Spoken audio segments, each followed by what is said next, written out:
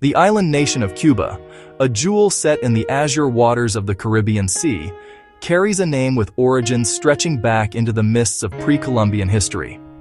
Long before European sails appeared on the horizon, the land was home to indigenous peoples who had a deep and intimate connection with their environment. The most widely accepted theory suggests that the name Cuba is derived from the language of the Taíno people, who were among the island's earliest inhabitants. Scholars propose that the name may have evolved from the Taíno word cubao, a term that beautifully translates to where fertile land is abundant. This simple yet powerful description captures the essence of a land rich with resources, capable of sustaining life and fostering communities through its bountiful soil and lush landscapes. Another compelling linguistic possibility traces the name to a different but related Taíno word, Coabana, which is thought to mean great place. This interpretation paints a picture of a land held in high esteem, a place of significance and beauty in the eyes of those who first called it home. Regardless of which specific term is the true ancestor of the modern name, both possibilities point to a shared sentiment of admiration and reverence for the island's natural splendor. The name itself becomes a historical artifact, a linguistic echo of a time when the perception of the land was one of abundance and greatness. This foundational meaning provides a poignant starting point for understanding Cuba's long and often tumultuous journey. It reminds us that before it was a colony, a strategic outpost, or a political symbol, it was simply a home. Long before the arrival of European explorers, the island of Cuba was a thriving home to several indigenous groups, the Taíno, the Siboney peoples. These early inhabitants developed sophisticated societies adapted to their island environment, establishing villages, cultivating the land with crops like yucca, maize, sweet potatoes. They were skilled fishers navigating the coastal waters in hand-carved canoes and talented artisans, creating distinctive pottery tools that tell the story of their daily lives. Their world was one of spiritual beliefs deeply intertwined with the natural world, a peaceful existence that was about to be irrevocably altered by forces from across the Atlantic Ocean. This pre-Columbian era represents the foundational culture of the island, a period of human history that existed for centuries in harmony with the land. The year 1492 marked a dramatic and irreversible turning point in Cuba's history with the arrival of Christopher Columbus during his first voyage to the Americas. Enthralled by the island's beauty and apparent wealth, he claimed it for the Spanish crown, setting the stage for colonization.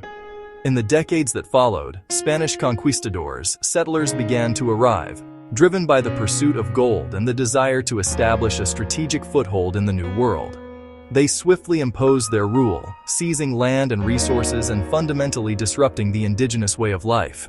The native populations were subjected to forced labor under the brutal encomienda system. By the 19th century, the desire for self-governance had taken deep root among the Cuban people, leading to a series of powerful and bloody struggles for independence from Spanish colonial rule. The first major organized effort was the 10 Years' War, which erupted in 1868. This conflict was initiated by plantation owner Carlos Manuel de Céspedes. It united people from various social classes, including landowners, free people of color, enslaved Africans who were promised freedom for fighting. Although this grueling war ultimately ended in a stalemate, it ignited a powerful sense of national identity and laid the groundwork for future rebellions. The dream of a free Cuba, Cuba Libre, became a potent rallying cry. The final push for independence began in 1895, led by José Martí. The war was fiercely fought across the island, but its trajectory was dramatically altered in 1898. The mysterious explosion of the USS Maine in Havana's harbor prompted the United States to intervene. The United States declared war on a weakened Spain. Cubans celebrated the Spanish departure, but Cuba was not fully free. The United States maintained a significant military and political presence on the island. Cuba became a republic, but the Platt Amendment severely limited its sovereignty. The United States insisted the Platt Amendment be included in the new Cuban Constitution. The amendment gave the United States the right to intervene to protect its interests, effectively making Cuba a protectorate. The Spanish-American War was brief and decisive, ending Spain's colonial rule in the Americas. Through the first half of the century, Cuba saw economic growth, largely from American investment in the sugar industry. But Cuba also suffered from political instability, corruption, and a vast gap between wealthy elites and impoverished masses. That social and economic discontent created fertile ground for radical change. Following the 1959 revolution, Cuban society underwent a profound and rapid transformation as Fidel Castro's government established a socialist state. One cornerstone was the creation of a centralized, state-controlled economy. Large foreign-owned sugar mills were nationalized, small local shops were nationalized. The means of production moved under government control. Sweeping social reforms aimed at creating a more egalitarian society. In 1961, the government launched a historic literacy campaign, sending brigades of students and teachers into the countryside, which dramatically raised the literacy rate to one of the highest in the world. Similarly, a universal public healthcare system was established, providing free medical care to all citizens. These changes brought tangible benefits to many, especially in rural and impoverished communities. Access to education and healthcare, previously a privilege of the wealthy, became a right for all Cubans. Cuban culture is a rich and dynamic tapestry woven from the diverse threads of its history, primarily blending Spanish colonial influences, West African influences, and indigenous Taíno influences. This fusion is perhaps most famously expressed through its music, the undeniable heartbeat of the island's son Cubano, which blends Spanish guitar with African rhythms and percussion, and became the foundation for many other styles, including the globally popular salsa. From the sensual sway of the rumba to the romantic melodies of the bolero and the energetic beats of timba, music is an inseparable part of daily life.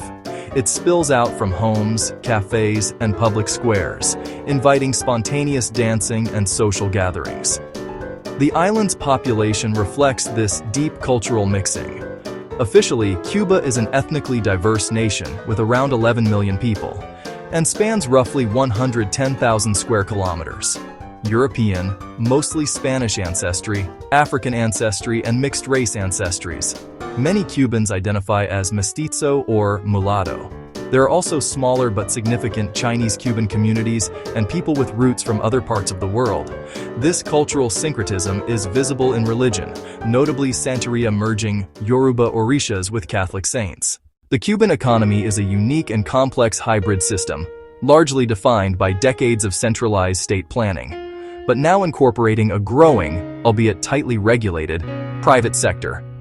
For most of its post-revolutionary history, the government owned and operated nearly all major industries: agriculture, mining, manufacturing, utilities. The state remains the largest employer, with a significant portion of the workforce receiving low but stable government wages. Historically, the sugar industry was the undisputed king of the Cuban economy. It served as the island's primary export and source of foreign currency. But soil depletion reduced yields, outdated infrastructure fell behind, and the loss of preferential trade partners shrank the market. After the Soviet collapse, Cuba had to pivot for new revenue. Tourism quickly emerged as the most vital economic engine, bringing in essential foreign currency and driving related sectors. The government and foreign partners invested heavily in hotels, resorts, and infrastructure to attract visitors. Alongside state tourism, a parallel private economy has blossomed. Small, family-run businesses known as casas particulares and paladars have become ubiquitous.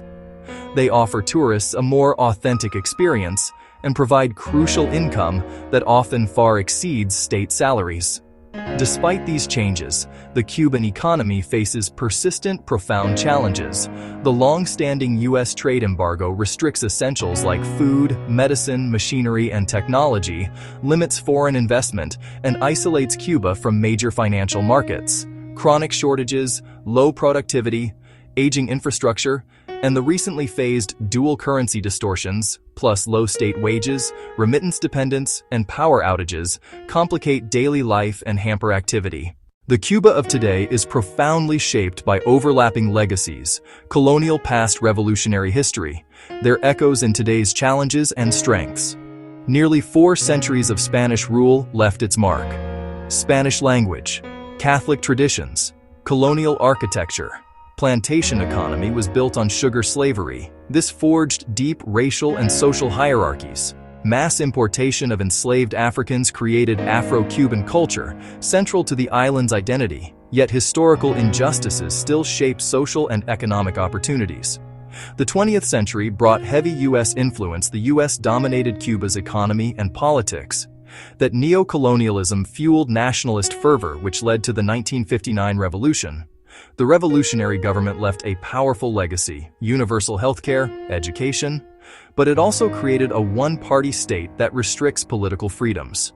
Today, Cuba stands at a crossroads, balancing economic improvement, political openness, and preserving social gains, with an enduring hope for a brighter tomorrow.